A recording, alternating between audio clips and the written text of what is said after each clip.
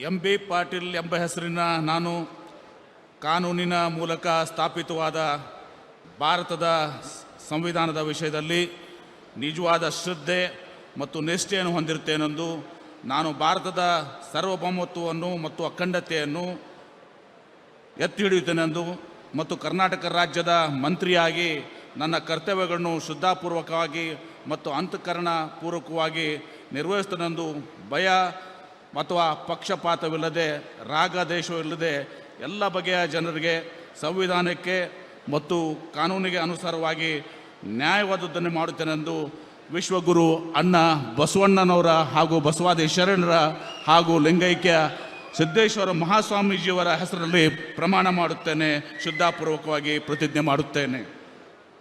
ನಾನು ಎಂ.ಬಿ. ಪಾಟೀಲ್ ಎಂಬ ಹೆಸರಿನ ನಾನು ಕರ್ನಾಟಕ ರಾಜ್ಯದ ಮಂತ್ರಿಯಾಗಿ ನನ್ನ ಪರ್ಯಾಲೋಚನೆಗೆ ತರಲಾಗುವ ಅಥವಾ ನನಗೆ ತಿಳಿದು ಬರುವ ಯಾವುದೇ ವಿಷಯವನ್ನು ರಾಜ್ಯದ ಮಂತ್ರಿಯಾಗಿ ನನ್ನ ಕರ್ತವ್ಯಗಳ ಯುಕ್ತ ನಿರ್ವಹಣೆಗೆ ಅಗತ್ಯವಾಗಬಹುದಾದ ಸಂದರ್ಭದಲ್ಲದೆ ಅನ್ಯಥಾ ಯಾರೇ ವ್ಯಕ್ತಿಗೆ ಅಥವಾ ವ್ಯಕ್ತಿಗಳಿಗೆ ಪ್ರತ್ಯಕ್ಷವಾಗಿ ಅಥವಾ ಪರೋಕ್ಷವಾಗಿ ತಿಳಿಸುವುದಿಲ್ಲ ಅಥವಾ ಬಹಿರಂಗಪಡಿಸಲು ಎಂದು ವಿಶ್ವಗುರು ಅಣ್ಣ ಬಸವಣ್ಣನವರ ಹಾಗೂ ಬಸವಾದಿ ಶರಣರ ಮತ್ತು ಶ್ರೀ ಪರಮಪೂಜ್ಯ ಸಿದ್ದೇಶ್ವರ ಮಹಾಸ್ವಾಮೀಜಿಯವರ ಹೆಸರಿನಲ್ಲಿ ಪ್ರಮಾಣ ಮಾಡುತ್ತೇನೆ, ಶ್ರದ್ಧಾಪೂರ್ವಕವಾಗಿ ಪ್ರತಿಜ್ಞೆ ಮಾಡುತ್ತೇನೆ.